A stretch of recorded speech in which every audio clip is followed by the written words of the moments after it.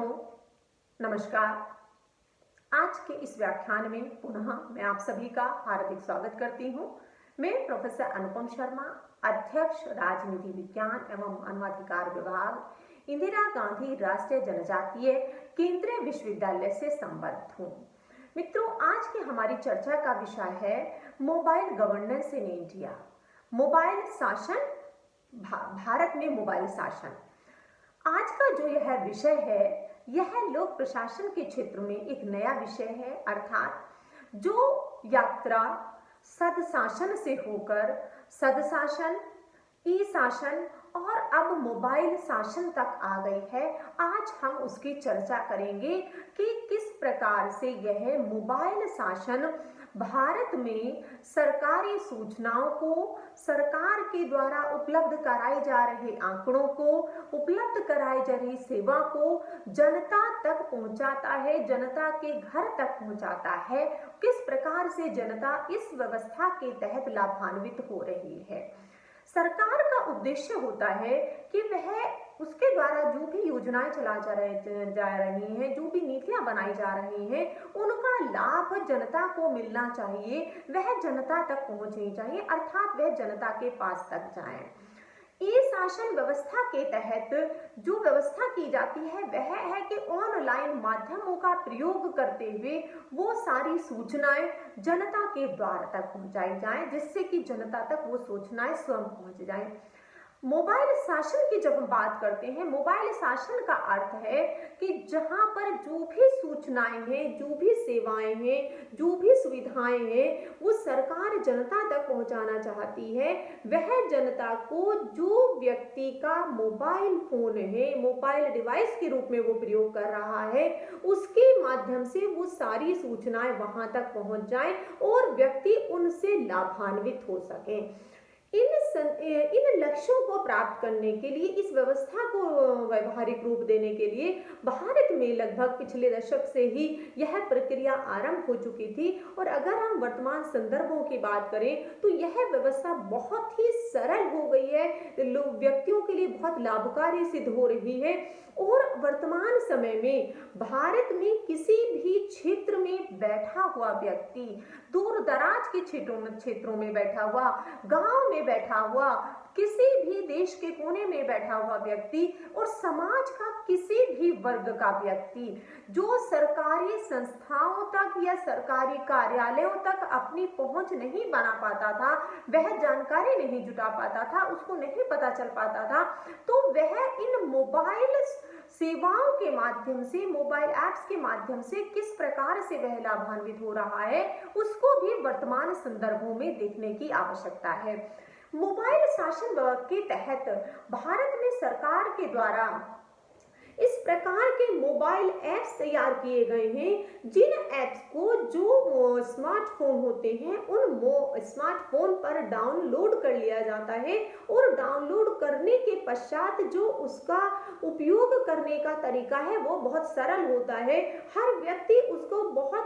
जिसको बहुत कम समझदारी भी है, उस ऐप का प्रयोग करने में वह सक्षम हो जाता है, जो कि बहुत ही एक सरल तरीका होता है। अब ये जो ऐप्स हैं, जो मोबाइल ऐप्स हैं, ये किस प्रकार की सुविधाएं जनता को देते हैं, उन ऐप्स के माध्यम से अब हम इसमें जानने का प्रयास करेंगे। अगर हम इसमें सबसे पहले बात करें तो सरकार के द्वारा जो माय गवर्नमेंट ऐप एक आरंभ में लागू किया गया था, यह ऐप एक ऐसा प्लेटफॉर्म है जो कि नागरिकों को ये सुविधा उपलब्ध कराता है कि वह इस माध्यम से सरकार तक अपने आइडियाज भेज सकते हैं,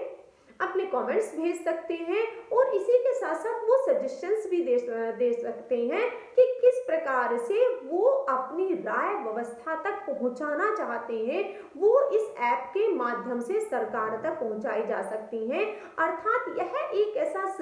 आसान तरीका है जो जनता और लोगों को करीब लेकर आता है। जनता और सरकार के मध्य की जो दूरी है, उस दूरी को समाप्त करके दोनों को पास लाता है और जो एक लोकतंत्र के लिए मजबूत विशेषता है, लोकतांत्रिक व्यवस्था को मजबूत करता है, जनता और नागरिकों के मध्य जो दूरी है उसको समाप्त करके एक दूसरे के करीब लाता है। तो इस ऐप के माध्यम से इस सुविधा का लाभ उठाया जा सकता है। इसी के साथ साथ सरकार के द्वारा जो एक और महत्वपूर्ण ऐप इस दिशा में बनाया गया है, वह ऐप है एक डिजी लॉकर के माध्यम से। यह डिजी लॉकर एक ऐसा एप्लीकेशन है जिसको कि अपने मोबाइल पर डाउनलोड करके जो इसका प्रयोग करता है वह उसका प्रयोग कर सकता है। उसमें जो उसके इंपॉर्टेंट डॉक्यूमेंट्स की कॉपीज होती हैं उनको वह स्टोर करके रख सकता है। और जो इसके साथ महत्वपूर्ण विशेषता है कि इसे केवल जो आधार कार्ड होल्डर है वही उसको उसमें डाउनलोड करके देख सकता है। अर्थात इसमें वह अपने ड्राइविंग लाइसेंस से लेके व्हीकल लाइसेंस तक लेकर जो और इंपॉर्टेंट डॉक्यूमेंट्स होते हैं, उसकी मार्कशीट होती हैं, उनको रख सकता है। तो कुल मिलाकर एक ये स्टोरेज करने का एक ऐसा ई माध्यम है जिसे मोबाइल पर इमीडिएट रखा जा सकता है। इसी के साथ साथ यह है जो ऐप है वह 1 GB की एक्स्ट्रा स्टोरेज भी उपयोगकर्ता को उपलब्ध कराता है, जिससे कि उसमें स्टोरेज की भी उसी सुविधा मिल जाती है। इस एप्लीकेशन के मिलने से या इस एप्लीकेशन के आरंभ होने के पश्चात से अब व्यक्तियों को अपने जो उसके डॉक्यूमेंट्स हैं, अपना जो उसका आधार कार्ड है जो समय समय पर आईडी दिखाने के संदर्भ में काम आता है, अब उसकी हार्ड कॉपी लेके चलने के स्थान पर वह डिजी लॉकर के माध्यम से ही अपने इंपॉर्टेंट डॉक्यूमेंट्स को सुरक्षित रख सकता है और आवश्यकता पड़ने पर उनको वह दिखा भी सकता है, उनका प्रयोग भी कर सकता है। इसी के साथ साथ सरकार के द्वारा जो एक महत्वपूर्ण एक ऐप आरंभ किया गया है, एम आधार ऐप जिसे कहते हैं, जो कि भारत में जो नागरिक है सभी को एक यूनिक आइडेंटिटी प्रदान की गई है इस आधार के आधार पर। तो यही जो unique identification authority of India है उसके द्वारा ये ऐप तैयार किया गया है, जिसके माध्यम से जो व्यक्ति हैं उसमें वह अपना आधार जो है उसको रख सकते हैं। और यह जो आधार आइडेंटिटी है उसे किसी भी स्मार्टफोन पर रखा जा सकता है, किसी भी स्थान पर eKYC के द्वारा इसमें इंफॉर्मेशन जो है उसका प्रयोग किया जा सकता है, कहीं भी दिखाया जा सकता है। उसी के साथ अपना जो उसका कोड होता है QR कोड से वह अपना आधार प्रोफाइल भी समय समय पर उसमें अगर जो चेंज है उसको दिखा सकता है। तो इस तरीके से यह जो ऐप है यह नागरिकों को जो एक विशेष आइडेंटिटी प्रदान की गई है उसके तहत वह यह सुविधा भी देता है कि अगर वह व्यक्ति उसमें कुछ परिवर्तन जो उसमें से संबंधित आया है, उसकी प्रोफाइल में जो परिवर्तन आया है वह स्वयं भी परिवर्तन उसमें कर सकता है। तो इस प्रकार से यह जो ऐप है यह इस दृष्टिकोण से बहुत महत्वपूर्ण है। सरकार ने एंटरप्रेन्योर को और बढ़ावा देने के लिए एक स्टार्टअप इंडिया ऐप बनाया है। इस ऐप का जो उद्देश्य है वह है लोगों में एंटरप्रेन्योर की भावना को बढ़ाना देना, कि किस प्रकार से जो लोग हैं वो इस क्षेत्र में आगे बढ़ सकते हैं और उस क्षेत्र में सरकार के द्वारा जो सुविधाएं उपलब्ध कराई जा रही हैं, जो नए नए प्रयोग में लाए जा रहे हैं, उनके माध्यम से जो उपयोग करता है वह उनका प्रयोग करके इस क्षेत्र में आगे बढ़ सकता है। तो इस दृष्टि से यह जो ऐप है ये महत्वपूर्ण हो जाता है कि इसके माध्यम से न केवल जो वो सूचनाएं उस पर उपलब्ध होती है वह उनकी जानकारी कर लेता है, बल्कि इसके साथ साथ जो इंक्यूबेशन की व्यवस्था सरकार के द्वारा की जा रही है, स्टार्टअप के लिए किस प्रकार से इकोसिस्टम स्थापित किया जा रहा है उसको ध्यान में रखते हुए भी सरकार के द्वारा किस प्रकार की योजनाओं का आरंभ किया जा रहा है, व्यक्ति उनको इसके माध्यम से उनकी जानकारी प्राप्त कर सकता है। भारत में जनसंख्या का एक बड़ा वर्ग ट्रेन के से यातायात करता है, अर्थात वह ट्रेन के ऊपर निर्भर है, उसकी यात्राएं ट्रेन से ही की जाती हैं। तो इस यात्रा को सहूलियत भरापूर्ण बनाने के लिए जो टिकट बुकिंग है उस बुकिंग के लिए इसमें एक IRCTC के द्वारा एक ऐप तैयार किया गया है। उस ऐप के माध्यम से जो इंडियन रेलवे ऐप है उसके माध्यम से जो उसका उपयोग करता है, जो यूजर है वो उसका प्रयोग करते हुए वह अपनी टिकट कंफर्मेशन की स्थिति जान सकता है, उसकी वेटिंग लिस्ट है उसके बारे में पता लग सकता है, बुकिंग की स्थिति देख सकता है, ट्रेन चल रही है तो भी उसमें क्या स्थिति, अर्थात यह जो ऐप है यह उपयोगकर्ता को जो लेटेस्ट इंफॉर्मेशन है वह उपलब्ध कराता है, तो जिसका लाभ जो ट्रेन से यात्रा करने वाले यात्री हैं उनको मिलता है और उसका वो लाभ उठा रहे हैं। इसी तरीके से सरकार के द्वारा जो इस दिशा में और ऐप आरंभ किया गया है वह ऐप है इलेक्शन कमीशन के द्वारा। इलेक्शन कमीशन एक ऐसा भारत का एक ऐसा संगठन है जो कि भारत में चुनाव संपन्न कराने के लिए उत्तरदायी होता है और किस प्रकार से वह चुनाव से संबंधित जो भी प्रक्रिया है उसको फ्री एंड फेयर बनाने के लिए, उसी के साथ साथ जो वोटर्स होते हैं उनकी जो सूचनाएं हैं उन्हें अपडेट करने के लिए वह इन माध्यमों का प्रयोग करता है। तो इसी संदर्भ में इलेक्शन कमीशन के द्वारा वोटर हेल्पलाइन एक ऐप बनाया गया है जिसमें कि व्यक्ति अपना नाम, पता, चुनाव से संबंधित जो भी सूचनाएं हैं उन्हें वह देख सकता है। उसमें वह अपने से संबंधित जो जानकारी अपडेट करना चाहता है वह कर सकता है, जो सूचनाएं उपलब्ध करानी है वह जान सकता है, चुनावों से संबंधित वो सारी जानकारी है वह उसका पता लगा सकता है। इसी के साथ साथ सी विजिल ऐप करके भी लगाया गया है, बनाया गया है, जिसका उद्देश्य है कि वह नागरिक जो चुनाव के दौरान होने वाली अगर इस तरीके की कुछ अप्रिय घटनाएं हैं, गैर कानूनी गतिविधियां हैं, उन गतिविधियों को किस तरीके से फोटो के माध्यम से, वीडियो के माध्यम से वो कैप्चर करके, या कोई हेट स्पीच अगर किसी नेता के द्वारा, किसी व्यक्ति के द्वारा दी गई है, उनको वह कैप्चर करके किस प्रकार चुनाव आयोग तक पहुंचा सकता है। तो इस ऐप का प्रयोग चुनावों के दौरान बहुत महत्वपूर्ण हो जाता है, जहां पर कि इस प्रकार की जानकारियां जो ग्राउंड पर होती हैं वो इलेक्शन कमीशन तक पहुंच जाती हैं और इलेक्शन कमीशन इन सभी का संज्ञान लेते हुए उससे संबंधित व्यक्तियों पर, समूहों पर वह अपनी कार्यवाही सुनिश्चित करता है। तो ये जो ऐप है वह भारतीय नागरिकों को एक इस प्रकार की महत्वपूर्ण हम कहें उन्हें सशक्त बनाने की दिशा में आगे बढ़ता है, जिससे कि जो वोटर है वह अपने वोट का बेहतर तरीके से प्रयोग करते हुए जो चुनावी व्यवस्था है उसमें अपनी भूमिका का, सजग भूमिका का भी निर्वाह करता है। जिस प्रकार से भारत में अपराधों की घटनाएं बढ़ी हैं उसी को ध्यान में रखते हुए सरकार के द्वारा ये संज्ञान लिया गया है कि इन अपराधों को किस प्रकार से रोका जाए, किस प्रकार से उन पर नियंत्रण लगाया जाए, कि जिससे कि अगर किसी के साथ उसे अपराध घटने की आशंका है या अपराध घटित हो गया है तो ऐसी स्थिति में वह पुलिस तक अपनी पहुंच कैसे बनाए। इसी के लिए एक इंडियन पुलिस कॉल ऐप बनाया गया है। इस ऐप का जो उद्देश्य है वह है कि इसके माध्यम से जो व्यक्ति है वो जिस भी क्षेत्र में है उसे अपने निकटतम पुलिस थाने का पता लग जाता है कि उसके पास वो किस पुलिस थाने के पास में है, थाने का रूट का पता चल जाता है, थाने की दूरी पता चल जाती है और इसी के साथ साथ जो उस क्षेत्र का कंट्रोल रूम होता है उस कंट्रोल रूम की भी उसे जानकारी हो जाती है। जो एसपी ऑफिस होता है, सुपरिटेंडेंट का ऑफिस जो होता है उसका पता लग जाता है, उसका नंबर वहां से पता चल जाता है और आवश्यकता पड़ने पर वह इस ऐप के माध्यम से वहां कॉल करके अपने अगर उसे अपराध होने की आशंका है तो उसके लिए वो वहां पर मैसेज भेज सकता है और अगर अपराध घटित हो गया है और तुरंत वह पुलिस को सूचित करके बुलाना चाहता है तो इसका ऐप का प्रयोग करके वह उसका लाभ उठा सकता है। सरकार के द्वारा यातायात को और सुचारू रूप से चलाने के लिए एक और ऐप का भी निर्माण किया गया है जिसे हम एम परिवहन ऐप के नाम से जानते हैं। इसका उद्देश्य होता है कि किस प्रकार से जो व्हीकल से संबंधित सूचनाएं हैं उनको इसमें सुरक्षित रखा जाता है। इसमें व्हीकल का जो रजिस्ट्रेशन होता है उससे संबंधित सारी जानकारी इसमें होती है।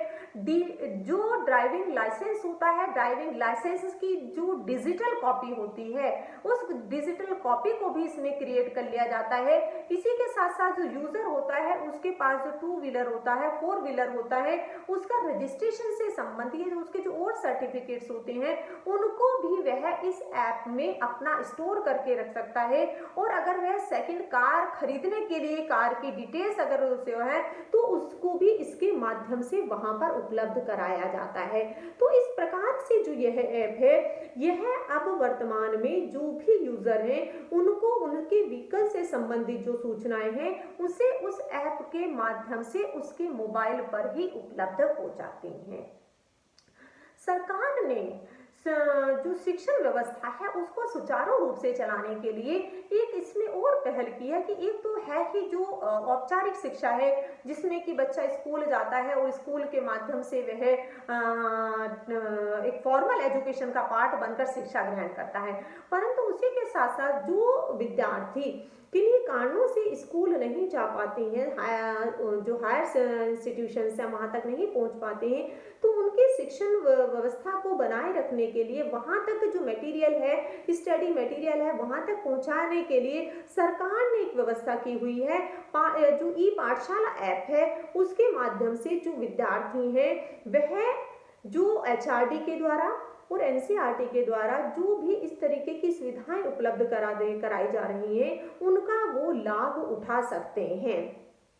एनसीईआरटी की सभी पुस्तकें इस ऐप पर उपलब्ध हैं। इसी के साथ साथ जितनी चाहे बच्चा उसमें पढ़ सकता है, उससे संबंधित वो जानकारी ले सकता है। कहीं कहीं पर कुछ पुस्तकों के संदर्भ में सुनने की व्यवस्था भी विद्यार्थी को यहाँ पर उपलब्ध है। तो इस प्रकार से जो यह व्यवस्था है यह उन विद्यार्थियों के लिए जो विशेषकर दूर दराज के क्षेत्रों में रहते हैं, जहाँ पर कि उनके पास विद्यालयों की उच्च शिक्षण संस्थाओं की उपलब्धता कम होती है, तो ऐसी परिस्थितियों में वो इनका लाभ उठाकर इनसे लाभान्वित हो सकते हैं। वैश्विक महामारी के दौर में जहां पर की शिक्षण व्यवस्थाएं इस कोविड-19 के दौर में बंद हैं, शिक्षण और विद्यार्थी का जो संबंध है वह केवल ऑनलाइन माध्यमों से ही संभव हो पा रहा है। ऐसे समय में यह जो ऐप है यह एक मजबूत शिक्षण की दृष्टिकोण से उभर कर सामने आया है कि जहां पर इस प्रकार के ऐप के माध्यम से है जो शिक्षार्थी हैं वह दूर बैठे हुए भी इनका लाभ उठा रहे हैं और इनसे लाभान्वित हो रहे हैं। पुस्तकों के संबंध में भी इसी के साथ साथ जो वीडियो लेक्चर्स डले हुए हैं उनके माध्यम से भी, जो पुस्तकें ऑडियो मोड में उपलब्ध हैं उनके माध्यम से भी सभी क्षेत्र के विद्यार्थी, सभी कक्षाओं के विद्यार्थी, सभी वर्गों के विद्यार्थी इससे लाभान्वित हो रहे हैं। इसी के साथ सरकार ने जो छात्रों को उपलब्ध कराई जाने वाली छात्रवृत्तियां हैं उन छात्रवृत्तियों को उपलब्ध कराने के लिए भी नेशनल स्कॉलरशिप एक पोर्टल बनाया हुआ है, जिसके माध्यम से कोई भी विद्यार्थी सरकार के द्वारा अगर कोई सुविधा उसे उपलब्ध कराई जा रही है तो वह इन माध्यमों से उसे चेक करके जो उससे संबंधित है वह उनका लाभ उठा सकता है और उनसे लाभान्वित हो सकता है। तो इस दृष्टिकोण से हम देखें यह जो सरकार के द्वारा इस प्रकार की सुविधा उपलब्ध कराई जा रही है वह निश्चित रूप से बहुत ही महत्वपूर्ण है। सरकार ने जहां पर विद्यार्थियों का ध्यान को दृष्टिगत रखते हुए ऐप बनाए हैं, सभी नागरिकों को ध्यान में रखते हुए बनाए हैं, वहीं पर सरकार ने जो जनसंख्या का एक बड़ा भाग भारत में कृषि के ऊपर निर्भर है, कृषि व्यवस्था से जुड़ा हुआ है, उनके लिए भी कृषि मंत्रालय के द्वारा एक ऐप बनाया गया है। इस ऐप के माध्यम से किसानों को जो भी रिलेवेंट इंफॉर्मेशन होती है, जो भी सारगर्भित सूचनाएं होती हैं वो उनको उपलब्ध कराई जाती हैं। अर्थात किस प्रकार से सरकार के द्वारा कौन कौन सी सब्सिडी उपलब्ध कराई जा रही है, किन किन का मूल्य किस प्रकार निर्धारित किया जा रहा है। तो इन प्रकार से इस ऐप से जुड़कर जो किसान हैं, जो दूर दराज के क्षेत्रों में बैठे हुए किसान हैं, जो सीधे अगर हम कहीं मंडियों तक नहीं जा सकते हैं या शहरों तक नहीं जा सकते हैं, सरकारी मंडियों तक नहीं पहुंच सकते हैं, तो वो उनका ऐप्स का लाभ उठाते हुए उनसे लाभान्वित होते हैं। ये जो ऐप है ये सरकार ने एक बहुभाषाई बनाया हुआ है कि अर्थात इसमें विभिन्न क्षेत्रों की भाषाओं में भी इस ऐप को संचालित किया जा रहा है, जिससे कि जो किसान हैं उनके समक्ष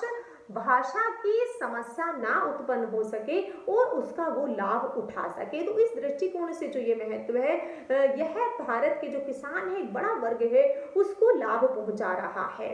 एक भारत सरकार के द्वारा एक और मोबाइल ऐप है जिसे हम उमंग के नाम से जानते हैं, unified mobile application for new age governance. इस ऐप का जो आरंभ है वो सरकार के द्वारा ई गवर्नेंस को बढ़ावा देने के लिए किया जा रहा है, अर्थात सरकार के द्वारा ई शासन की दृष्टिकोण से जो भी कदम उठाए जा रहे हैं उनको किस प्रकार से जनता के द्वार तक पहुंचाया जाए, जनता के पास तक पहुंचाया जाए, ऑनलाइन माध्यमों का प्रयोग करते हुए जनता तक कैसे पहुंचाया जाए, वो इस ऐप का प्रमुख उद्देश्य है। इसके लिए जो मोबाइल गवर्नेंस को ड्राइव करना इसका उद्देश्य है और इसी के साथ साथ यह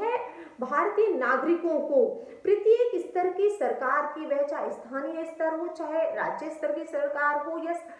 केंद्रीय स्तर की सरकार हो, उनके द्वारा जिस प्रकार की सूचनाएं सेवाएं प्रदान की जा रही हैं, इस ऐप के माध्यम से वह प्रत्येक भारतीय नागरिक तक पहुंच जाती हैं। तो यह ऐप विभिन्न स्तर की सरकारों को और नागरिकों को एक साथ जोड़कर जो ई गवर्नेंस है उसको आगे बढ़ाने की दिशा में एक कार्य करता है या उसको एक और मजबूती प्रदान करता है।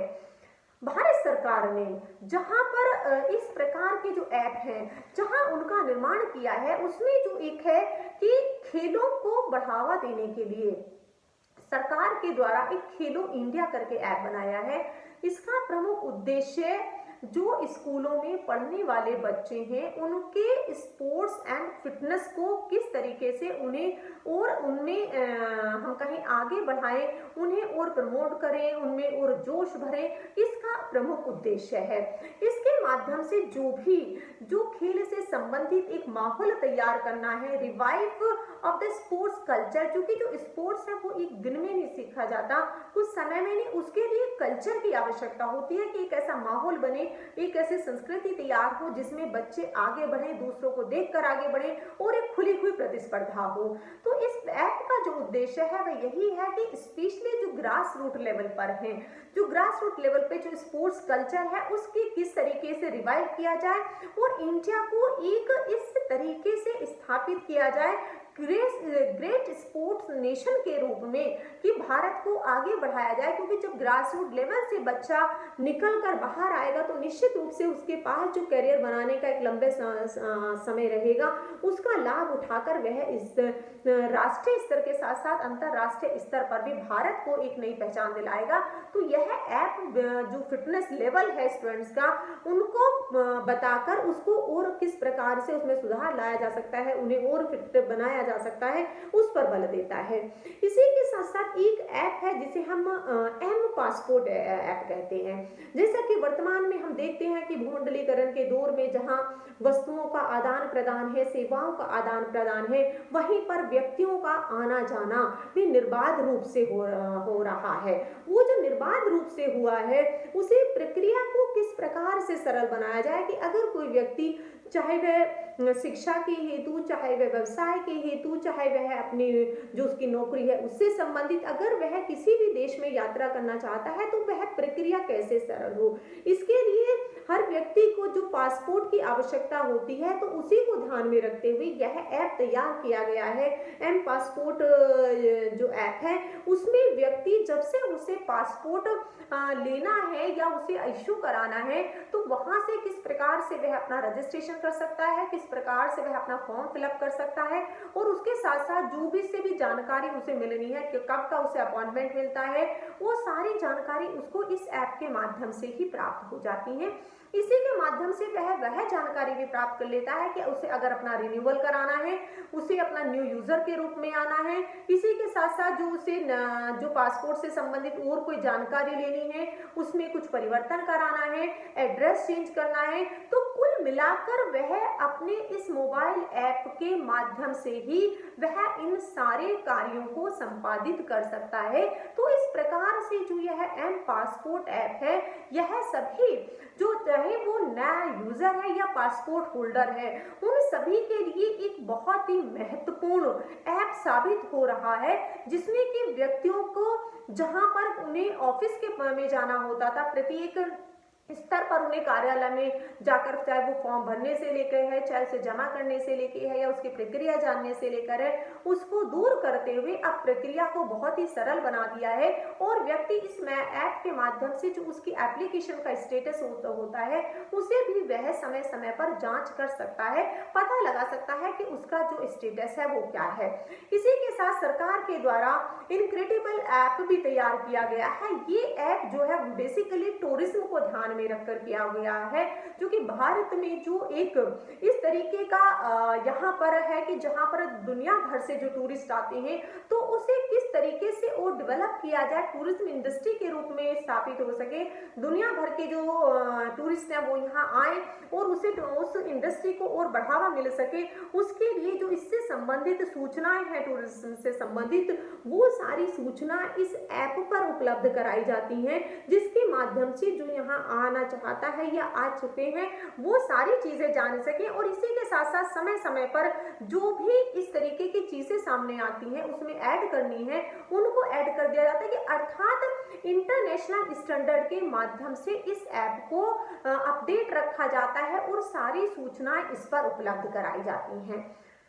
भारत सरकार के द्वारा महिलाओं को सुरक्षित रखने के लिए, उनकी सुरक्षा को सुनिश्चित करने के लिए भी एक विमेन सेफ्टी ऐप तैयार किया गया है। ये जो ऐप है इसका उद्देश्य है कि अगर किसी महिला को किसी भी समय पर पुलिस सहायता की आवश्यकता होती है तो वह किस प्रकार से पुलिस सहायता प्राप्त कर सकती है, वो महत्वपूर्ण होता है। तो इसके लिए सरकार के द्वारा जो यह ऐप तैयार किया गया है, इस ऐप के माध्यम से कि अगर वह महिला या लड़की कोई जिसके पास भी उसके मोबाइल में यह ऐप उसने डाउनलोड किया है तो उसे वो एक बार प्रेस करने के बाद ही पुलिस तक उसकी सूचना पहुंच जाती है और उसके बाद पुलिस सहायता उसको उपलब्ध हो जाती है। इसी के साथ साथ जो बटन होता है, जो एक पावर का बटन होता है, अगर उसे दबा दिया जाता है तो उसको दबाने के बाद भी, उसे 2 बार दबा देते तो 2 बार दबाने के बाद में भी वो जो कॉल है वो पुलिस तक पहुंच जाती है और इमरजेंसी कॉल के रूप में वहां तक पहुंच जाती है और पुलिस वहां पर आकर उसको सहायता उपलब्ध कराती है।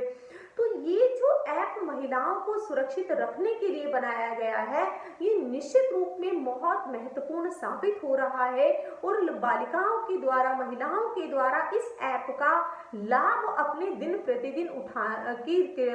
जो उसके क्रियाएं होती हैं उनमें उठाया जा रहा है, कि जहां भी उसको लगता है किसी प्रकार का संदेह होता है या किसी प्रकार का भी उसे लगता है कि कोई अपराध घटित होने का भय है तो वह इसका उपयोग करते हुए इसको लाभ उठा सकती है। इसी के साथ भारत सरकार के द्वारा जो एक महत्वपूर्ण ऐप बनाया गया है, जो हम कहें कि वित्तीय क्षेत्र में ट्रांजैक्शन करने के लिए, वित्तीय लेन देन करने के लिए जो एक भीम ऐप तैयार किया गया है, ये ऐप भी इस दृष्टिकोण से बहुत महत्वपूर्ण है। इस ऐप के माध्यम से सरकार ने यह सुनिश्चित किया है कि जो उपयोगकर्ता है वह किस प्रकार से जो लेन देन का काम है वह उसे कर सकता है। और यह जो ऐप है जिसका आरंभ 2016 में किया गया था, वह वर्तमान में यह ऐप बहुत ही महत्वपूर्ण भूमिका का निर्वाह कर रहा है। इंडियन मोबाइल पेमेंट ऐप के नाम से ये जाना जाता है और इसके माध्यम से जो कैशलेस जो हमारे देश में एक बढ़ती हुई प्रक्रिया है, या जिस प्रणाली को अब हम स्वीकार कर रहे हैं, विशेषकर कोरोना के दौरान जहां पर कि कोरोना छूने से या इस तरह की करेंसी पे आने से भय बना रहता था, तो उस समय में यह भीम ऐप और भी अधिक प्रभावशाली हो रहा है कि जहां पर व्यक्ति कैशलेस की प्रक्रिया को अपनाते हुए ट्रांजैक्शन करता है, वो अपना वहां पर चीजें जो है वो 2 पार्टियों के बीच में लेन देन हो जाता है। तो यह जो ऐप है यह बहुत लाभकारी साबित हो रहा है। इसी के साथ भारतीय सरकार के द्वारा न केवल देश में रहने वाले लोगों के लिए इस प्रकार के मोबाइल शासन को बढ़ावा दिया जा रहा है, बल्कि जो भारतीय विदेशों में बसे हुए हैं, जो वहां पर व्यापार में, नौकरियों में, शिक्षण के क्षेत्र से जुड़े हुए हैं, शिक्षा के क्षेत्र से विद्यार्थी जुड़े हुए हैं, उनकी प्रक्रिया को सरल बनाने के लिए भी व्यवस्था की गई है। और उसी के लिए जो एक ऐप आरंभ किया गया है वह मदद ऐप है, जो इंडियन सिटीजन्स अब्रॉड में रहते रहते हैं यह उनकी सहायता करता है। उनकी जो भी शिकायतें होती हैं, उनकी किसी भी प्रकार की शिकायतें हैं, उन शिकायतों को लेकर और अगर उन्हें वहां पर किसी भी प्रकार की सहायता की आवश्यकता होती है तो वह सहायता भी उन्हें वहां पर उपलब्ध कराई जाती है। अर्थात भारतीय नागरिकों को जो बाहर रहते हैं उन्हें किसी भी प्रकार की दिक्कत ना हो, उनका कहीं से कोई शोषण ना हो सके, उनकी जो शिकायतें हैं उनको भारत सरकार उन सरकारों के साथ मिलकर कैसे दूर करेगी, उन्हें किस प्रकार से सुविधा उपलब्ध कराएगी, उन्हें किसी भी प्रकार की सहायता के रूप में जो भारत में उनका परिवार में रहने वाले लोग हैं वहां तक उन्हें सहायता चाहिए, उस सहायता को सुनिश्चित करना, किसी भी प्रकार के घटित होने वाले अपराध में है उनसे संबंधित उनको कैसे बचाव है, कैसे उनको सहायता उपलब्ध कराई जा सकती है। तो अगर इस सब दृष्टिकोण से देखें तो ये जो सारे ऐप भारत सरकार के द्वारा मोबाइल शासन की दिशा में बनाए गए हैं, आज वो सारे लाभों की उपयोगिता और भी अधिक सिद्ध हो रही है। जैसा कि हमने देखा कि पिछले दशकों में ये जो प्रक्रिया आरंभ हुई थी यह व्यक्तियों के लिए बहुत लाभकारी व्यवस्था के रूप में साबित हो रही है। जो एम शासन की व्यवस्था है वो एम शासन व्यवस्था एक मजबूत शासन व्यवस्था के रूप में उभर रही है और वर्तमान में वैश्विक महामारी के दौर में जहां पर आवागमन निर्बाध नहीं रह गया है उस पर प्रतिबंध लगे हुए हैं। सेवाओं का लॉकडाउन के अंतर्गत सेवाएं बंद हो गई थी, लॉकडाउन के अंतर्गत व्यक्तियों का आना जाना, सेवाओं का आना जाना, दूसरे देशों में आना जाना मुश्किल हो रहा था। तो ऐसी परिस्थितियों में जो ये एम शासन की व्यवस्था है उस एम शासन की व्यवस्था ने भारतीय नागरिकों को एक मजबूती प्रदान की है, उन्हें सशक्त बनाया है, उनकी जो अपेक्षाएं हैं, उनकी जो इच्छाएं हैं, उनकी जो आवश्यकताएं हैं उनको पूरा करने में एम शासन के द्वारा बहुत सराहनीय माध्यमों से और या बहुत कहें कि बहुत कारगर तरीके से यह जो ऐप है वो उभर कर सामने आए हैं और इनकी जो उपयुक्तता है वो सभी क्षेत्रों में सिद्ध हो रही है। समाज के सभी वर्गों में लेकर चाहे महिलाएं हैं, बच्चे हैं, बड़े हैं, उसमें चाहे वो वर्ग है जो किन्हीं कारणों से हाशिए पर है, वो वर्ग है जो भौगोलिक क्षेत्रों में दूर दराज के स्थानों पर रहता है, अर्थात समाज के सभी वर्गों को, भौगोलिक क्षेत्र में रहने वाले सभी लोगों को ये जो ऐप है जिन्हों की मोबाइल शासन के अंतर्गत अपनाया गया जा रहा है, जिनका विकास किया गया है, जिनका निर्माण किया जा रहा है और आगे आने वाले समय में जैसे आरोग्य सेतु ऐप है या वैक्सीन लगाने को लेकर भी जो ऐप बनाए जा रहे हैं उनकी भी जो उपयोगिता है वो कोरोना काल में भी साबित हुई है और आने वाले समय में जब वैक्सीन उपलब्ध कराई जाएगी तब भी उसकी उपयोगिता होगी। तो निश्चित रूप से जो एम शासन है उसकी उपयोगिता भारत में और बढ़ रही है और आने वाले समय में ये जो मोबाइल शासन है इसकी सारगर्भिता और भी बढ़ जाएगी। इसी के साथ आप सभी का बहुत बहुत धन्यवाद।